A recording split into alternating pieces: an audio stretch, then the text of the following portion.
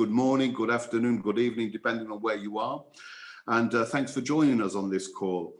When we discussed, the setting up this call, it basically has two purposes. Number one, of course, is to allow the participants to ask the instructors anything. But the second part is also to get a feeling of, the kind of access that participants in the course will have. So the next applied forecasting course is rapidly coming up on the 22nd of February. However, we've got a week zero, which begins the week before, which is basically next week, which will allow people to get an understanding of our software. We use this as the programming language, and this extra week that we've added on, does give participants the opportunity to get a little bit more of a feeling to R. So welcome to the call, and please feel free to ask anything you want that has to do with the call. And I'll pass you over to to the instructors so they can give you a quick introduction. Yeah. Hello everyone, welcome on board. Hi everyone.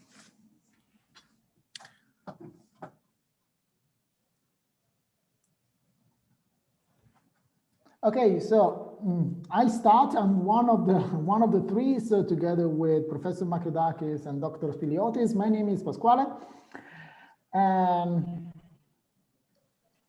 I'm here together with my colleagues to answer all of your questions about our course.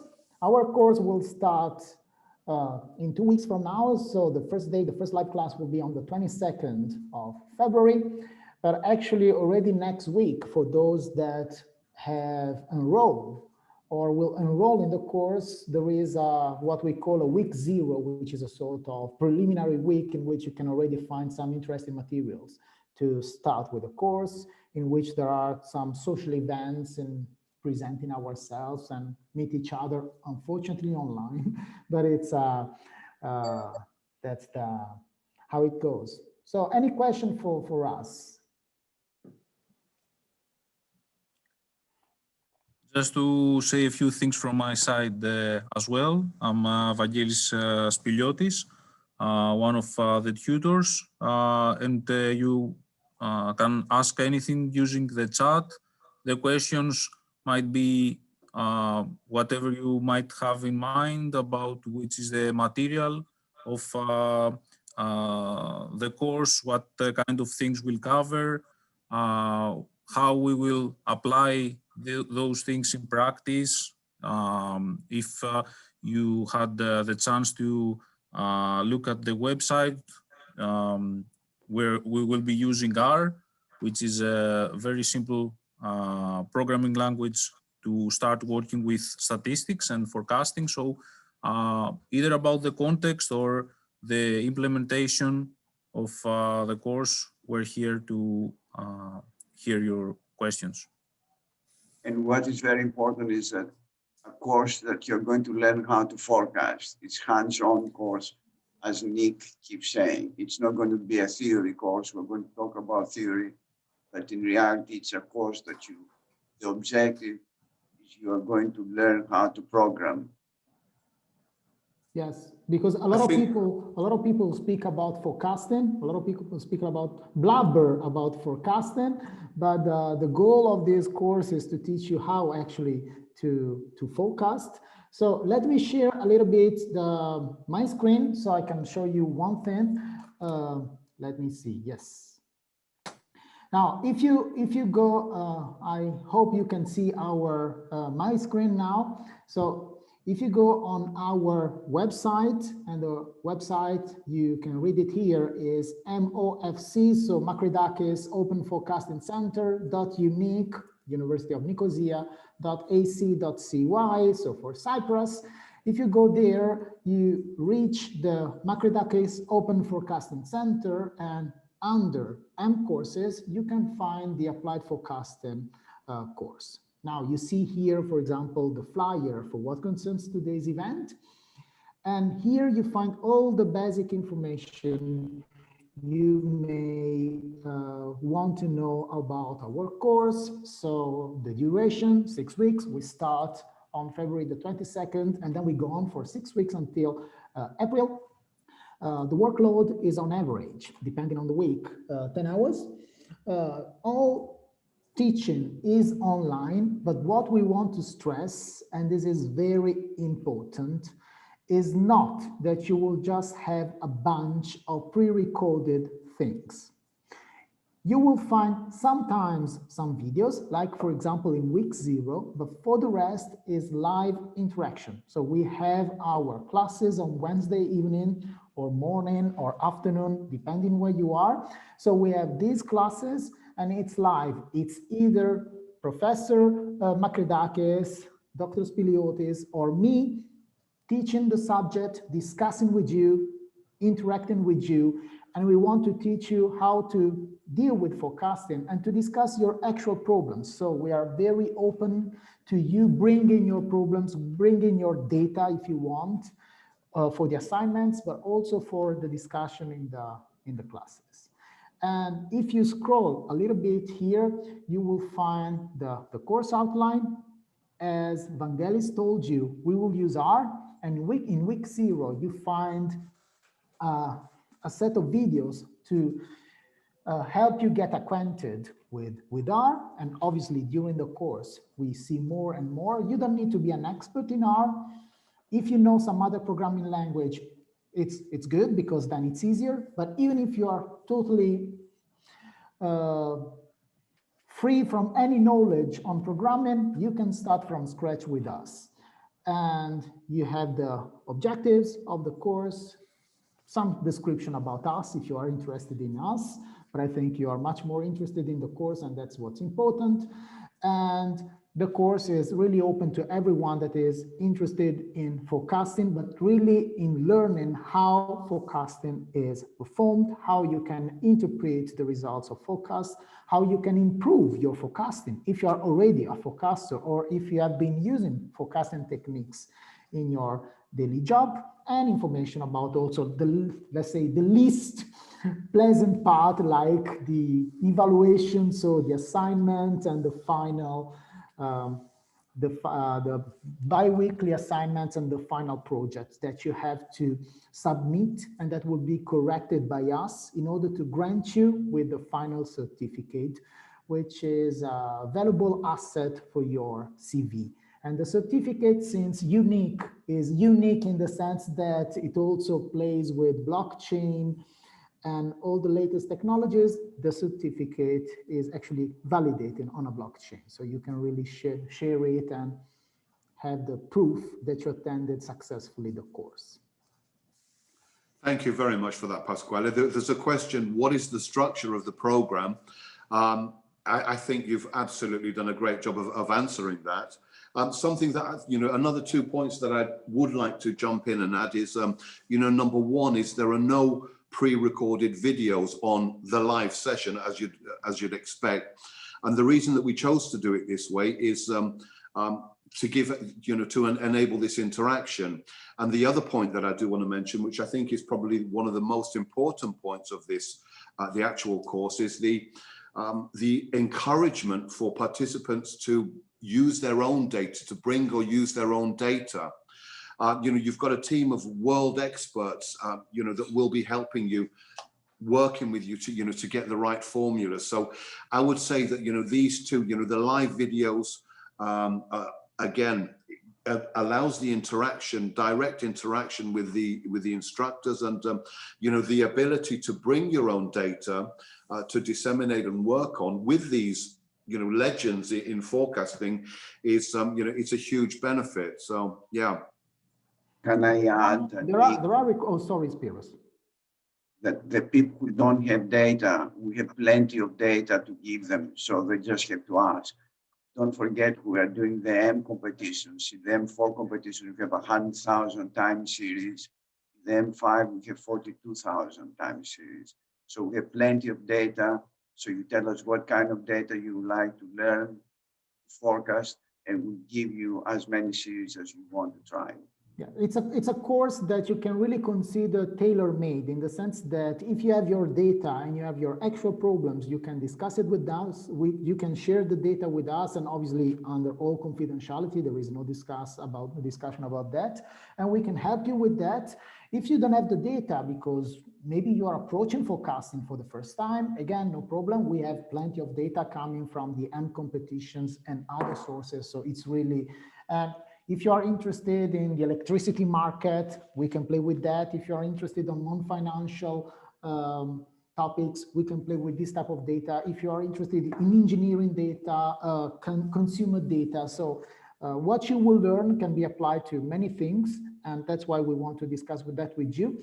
One thing, it's true that there is no recorded material in principle apart from week 0, but all the life lessons are recorded, in the sense that if for whatever reason you cannot attend one specific lesson, or you have to leave because you have some other things to do, you will always find all the recording ex post. And all the materials will stay there for you even after the end of the course. So the set of materials will stay there for you to use it when you want it. I'm going to pick some questions, not in the way that they appear, but as you know, one question might be directly relevant to what one of the instructors talking about. And Rodrigo, hi there, Rodrigo. Rodrigo's asking, can you share some examples of forecasting applications which will be discussed throughout the course? Sure. Well, as Pascal discussed, we will cover a lot of different applications here. The course is actually structured so that you will be able to get some basic knowledge of time series forecasting, regression, and then in week 2 and 4, machine learning. And finally, with Pascal, you will examine the risk, fat tails, and see some very interesting applications at work. In each course, however, we will try to see different examples to apply the methods we'll be learning. For example, this can be applied for demand forecasting, so for supply chain management. Other applications might be relevant to the stock market or electricity demand and other energy products. So there's a lot of variation there depending on the things we'll be learning. For example, with when we'll be learning about machine learning algorithms, we'll be focusing on applications where high frequency data like hourly data will be relevant. In other applications, we might be see low frequency data, like for example, we use this kind of data to prepare budgets for companies. So a lot of different applications for you to work with. I don't know if Pascal wants to add anything on this based. Yes, as Vangelis was saying, actually, we have different type of applications. So we have, like, for example, consumer demand, we have financial time series, for example, for returns, but also from the risk management point of view. For example, if you're interested in forecasting the losses that your portfolio can generate. I can tell that, for example, in one of my classes, I also look at the forecasts that have been made for the actual pandemic, so COVID-19, and we discuss those forecasts, trying to understand if they worked, if they did not work, and I can give a spoiler, most of the times they did not work, so we will use that to try to understand why they did not work. So how they could have been done in a better way using the different techniques that you will discover in this course. Can I add something? You said that this is a forecasting course, but actually this is only a part, forecasting is only a part of the course. You spend a lot of time on uncertainty because you cannot have forecasts that they're perfect. There's always uncertainty in forecasting. So we talk a lot about uncertainty. And then when you have uncertainty, you have to realize what is the risk, what are the risks of being not capable of forecasting precisely what's happened. So another good part of the course about risk. Yeah. What you do with the risk that it's in the future, like talking about the pandemic, the risk that is created is phenomenal. And part of what Pasquale will talk is how you deal with this risk, particularly when the risk is not nice, normally distributed, as we say in textbooks, but it's fat tails. It's Yeah, we will cover on fat one tails, side. we will cover tail risk. So we will call extreme events. That is to say, in the last part of the course, in the last 2 weeks of the course, we will discuss together these topics that are actually very important in forecasting, but also in general, because it's very important that you have a way of trying to estimate what is the chance that an event that can have a very big impact, yet a rare event manifests itself. Yeah. Pasquale, there's a question here that I think it's probably best directed, directly at you. Can you give an example of how the program can help an executive to enhance its forecasting skill? Yeah. So, yes. So the program, if we think of an executive, the program has, I think, 2 very important points of strength. First of all, if you are not an expert in forecasting, as it could be, you immediately get the understanding that you need to read and comment upon the forecast that maybe people in your organization produce. So that's very important. So also to have a critical view on this type of results. At the same time, being able to perform forecasts even from scratch, using the techniques that we will see, given the ability that you will learn to perform forecasts with R, for example, it will give you some sort of superpower as an executive, because if you have the data, as you will have probably for your organization, then you can use that data to try to predict consumer behavior, the evolution of the demand, or depending in the field in which obviously you work, you might be interested in understand. So for example, one of the things that we will cover is, for example, how to predict the height of waves in the sea. And you think, okay, what's the importance of that? Okay, imagine that your business is to build, as they do in the Netherlands, dams to protect your country from that.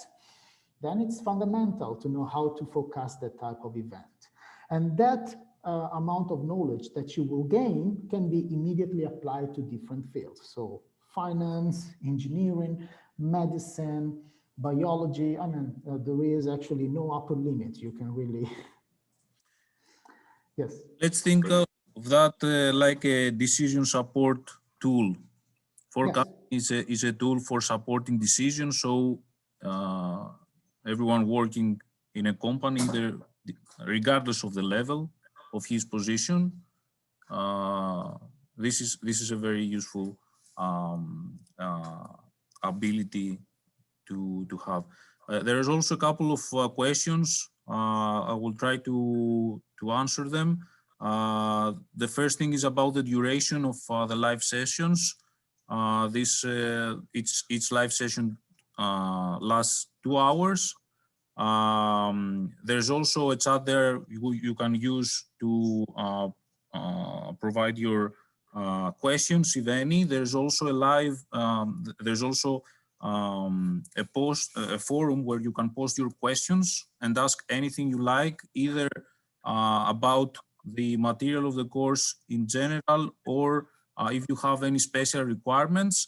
There's a question here about if we will be providing any literature. We do. We have a lot of supporting material. We call it supporting material inside the course. We provide some papers we find essential for reading further and getting more knowledge on the topics we'll be discussing. However, you can always use the forum to ask for additional things you might be interested in, because of course we limit, in order not for you to be lost, we limit the resources into a reasonable amount, but you can always ask for more, and we will come back to you. Yes, indeed. The forum is a fundamental part of the course that I really, I always tell participants to exploit a lot, because obviously during the live classes we are there, so you can ask your questions, we will interact, but maybe after, when you are reading the course materials or before the lesson, so you may have added questions, and the course forum is fundamental because you can post your question. If any of your colleagues can answer, he or she is invited to answer, because we like this discussion. Otherwise, we will answer the question. And maybe if I see on the course forum that many people are voting for a given question, then in the next class, we can pick that topic again. So we can, it's very important that you exploit the course forum. And also very helpful for the assignments. Sorry, can I add something? Last time and the time before, the participants also, they had a lot of interaction among themselves, and with Zoom. And it was very interesting, some of these interactions and some of the topics that they discussed and some of the new ideas that came up among the students who took the course. So Zoom now is open for everyone, and you can have interactions among yourselves, or the students have interactions among themselves. Yeah, that's true. Last time, in last edition, they created a sort of study group. So they were meeting immediately before the live class to revise and to discuss, and then sharing their questions and all the other things with us. So, I mean, then obviously that part is left to you, but there are, nowadays we really have a lot of ways of interacting. But also, you know, we have to emphasize there are some very high profile students who take the course. So there's a lot of learning that can be done between them, among themselves. I would say if you're involved in forecasting, you know, this is there's no better place to do some networking, serious networking than, you know, on the forums, you know, of this course. Sorry, Vangel, you're trying to say something.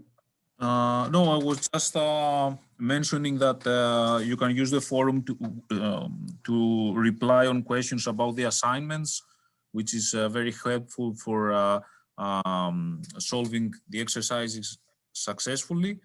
There's also a question about the level of the course. As Pascal explained, we will provide most of the things you'll need to start working with R. Of course, we assume that you have some basic statistical knowledge and you are able to understand some things about distributions and stuff like that. But again, in week 0, we will be providing some of those things for you to be prepared. But I don't believe that the course is just for a beginner or intermediate, because from week 1 to week 6, we'll be building on the things that we'll be learning. So although we will just start with the fundamentals of forecasting, we will quickly move to more advanced things, start seeing state-of-the-art methods. Of course, we will not end up programming with deep learning models, because this is not feasible for a 6-week course, but still we will have a look at very state-of-the-art models that you can use to produce forecasts for your organization. So it's not a beginner, it's a level course. It's a course that builds from one week to another. And of course, it's always up to you and the time that you will spend on reading the material, because we have experienced some students that read the whole material, or even read more than we provide, and they have excellent reports at the end. They have a very deep understanding of forecasting. Okay, so it's always up to you. The material will be there for you to get the maximum out of the course. Yeah, there are compulsory materials, as Vangelis was telling. So these are what we want you to read in order to have a fruitful experience with the course. But we also provide a lot of extra materials that can really extend your knowledge. And obviously, if you want to go deeper, you can contact us via the course forum. You can contact us by writing us an email. So there is always ways of doing that. And even if, obviously, it's a 6-week course. So for certain topics, we provide you the knowledge then to be able to walk on your legs and go on and deeper into the topic if you want. At the same time, in this course, you will see things that you will not see in other courses. Like, for example, as Professor Makridakis was saying, in terms of uncertainty, this is a course which is quite unique because you will see things that are not covered elsewhere. In terms of, for example, extreme events and fat tails, again. And in terms of, for example, machine learning applied to forecasting, a lot of people speaks. So everyone speaks about artificial intelligence and machine learning. Okay, here you will see how to use that. Okay, so that's the difference between just speaking and learning on how to do things. And again, coming back to the previous question about what can benefit, what an executive can benefit from a course like this, I repeat, if you have on your desk a report that speaks about the application of machine learning for something, at the end of the course, you have the knowledge to understand if that report is meaningful or just blah, blah, blah. That's true. And there's also a question about what kind of algorithms we will be teaching about machine learning. Will be mostly focusing on 2 types of machine learning methods. Decision trees, which have a lot of variants. We'll see simple trees, we'll see gradient boosting, we'll see random forest, and also neural networks, some variants of neural networks. But the important thing here is not about the algorithms themselves, it's how to use them for forecasting, because these algorithms are generic. They are being used for natural language processing, for image recognition. The key here is to understand how you can take those algorithms that were not originally designed for solving forecasting tasks and make them work for that purpose. And what we need to understand is that between Pasquale, Evangelis, and me, we have published in the last year maybe 20 papers in the top journals, and it's top knowledge in the field. Where some, without wanting to brag, were some of the best known forecasters in the world. Yeah, I think that the aspect of being able to bring your own data to, to work with these, as Professor Magridakis said, without meaning to brag, these are some of the most respected data scientists on the planet, and being able to sit down, well, not sit down physically, but work with them on your own data, it's a huge benefit. It really is. Any more questions? We are open to questions. That's the purpose of we are here for that. We are here for that. So yes, we will suggest a lot of literature. We will share the papers. Everything is on the course website. So you find everything there. You can download the papers. Everything is there. The code. So when we play with the code, you will find the code for you to play with after. The live sessions are 2 hours from 6 to 8 Nicosia time. Then obviously it will depend on where you are in the world, where it's 2 hours.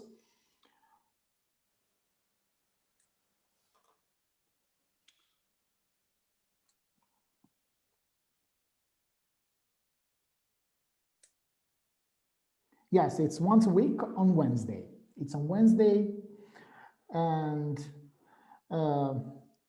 obviously the course is always open in the sense that the interaction on the course forum is every day. So give us a few hours. So if you post at 3 a.m. in the night, maybe we answer with a little delay, but on the course forum, we can interact every day.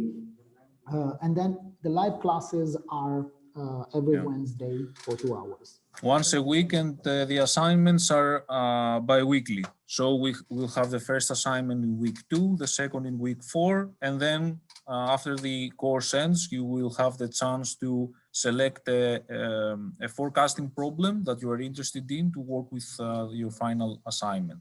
Yes. And for the final assignment, six weeks yes, plus some time before you submit your final assignment to get graded. And for the final assignment, again, we stress that a lot because it's important. If you don't have the data, we will provide you with the data. So if you have a specific interest, just tell us. If you have your own data and you want to work on your own data, that's, I think, one of the big pluses of this course, because then you can also have our help on these data comments. So that's.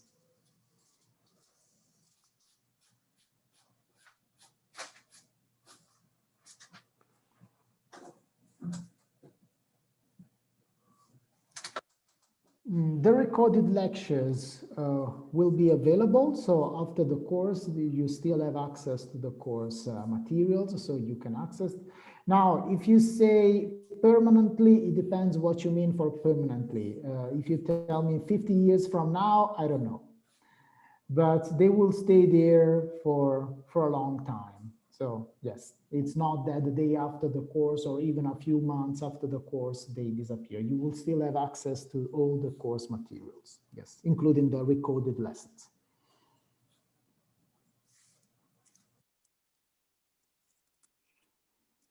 Artem's got a question on how useful course is in the domain of forecasting of financial market, time series. It is actually quite useful because you know that in financial markets, there is forecast is or should be a relevant activity. We will see the different models that you can use to perform forecasts for a financial time series or whatever sort. So we can speak about returns, but we can also speak about interest rates. So the different type of time series you might be interested in. And very importantly, we will speak about topics that are typically ignored in other courses dealing with financial time series. That is to say, fact-tailed event, that means that we will quickly move away from the normal distribution, and we will not limit ourselves to the T distribution, which is somehow the substitute, very common in finance.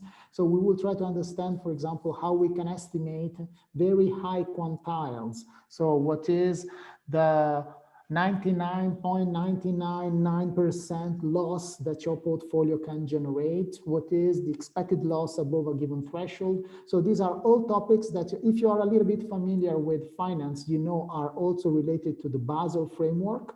So we will see how to perform, for example, the worst case scenario forecast within the Basel framework. So I think it's very important for a financial guy to know these things. So it should be the daily bread of a quant, but unfortunately it is not very common. Can I add to what you said, Pasquale? We don't just forecast, compare the forecast to some benchmarks. And that's also very important. For instance, anybody can say, I can forecast well the stock market. Can you forecast well better than saying that tomorrow's prices will be the same like today? Yes. Which is a very basic benchmark. So in all our forecasts, we're going to stress the idea of the benchmarks. And again, may be able to forecast, but what will be the uncertainty in your forecast in the financial market? What you said, can I look at the worst case scenario? Can I figure out what will be the risk if I buy something and things don't go as I forecast them? Yes.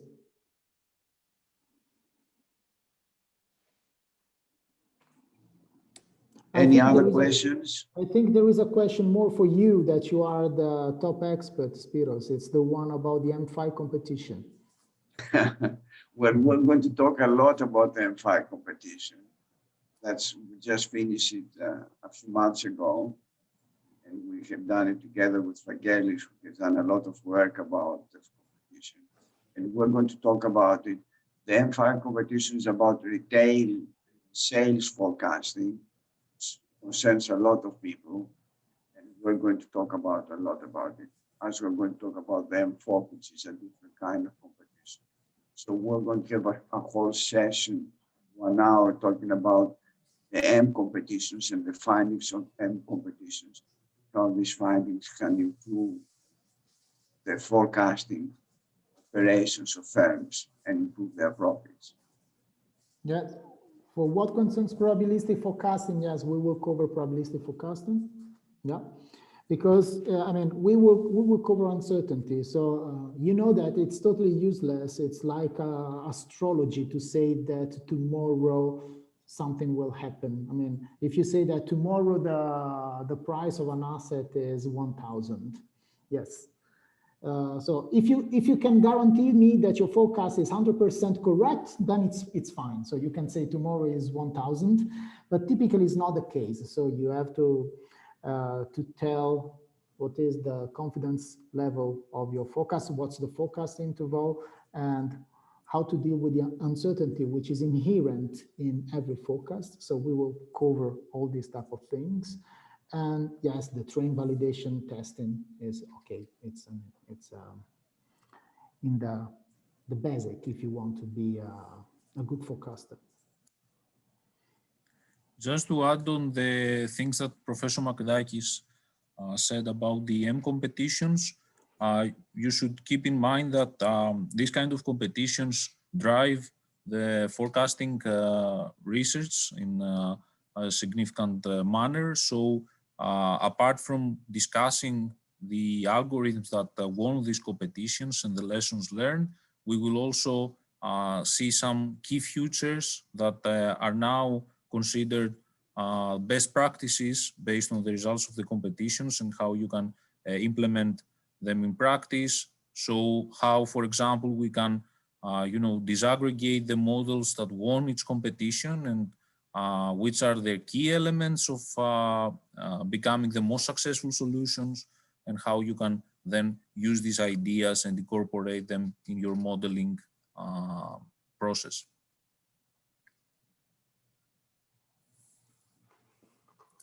I see that there is a question about agent-based modeling. No, we are not covering agent-based models, also because agent-based models themselves are actually not forecasting models. So these are simulation models for which it's true, you can generate scenarios. But a big problem of agent-based models, I've been playing a lot with agent-based models, validation of agent-based model, have written books on that, but they are not forecasting tools. So you can generate scenarios, but for example, it's very difficult to perform a sensitivity test of your agent-based model. So I will not consider that as a reliable forecasting tool, at least not as reliable as the other things that are covered in the course.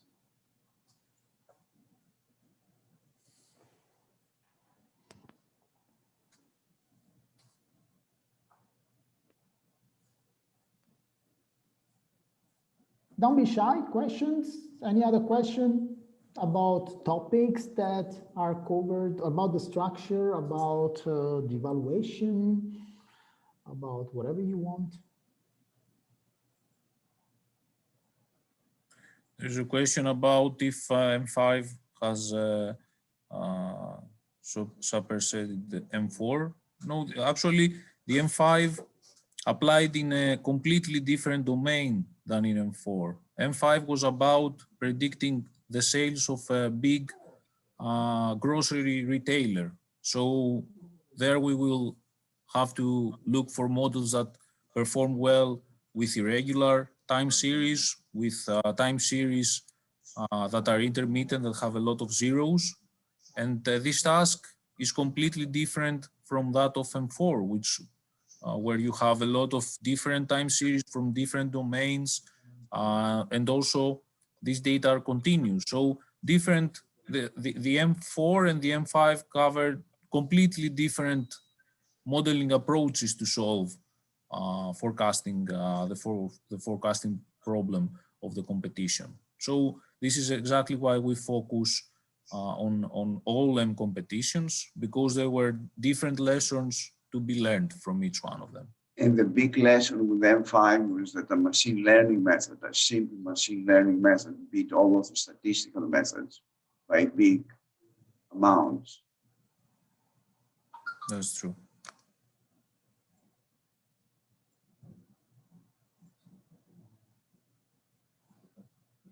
Okay, if there's nothing more, I guess, thank all of you that you listen to us, and hopefully we'll see you in the course, unless there are any other questions.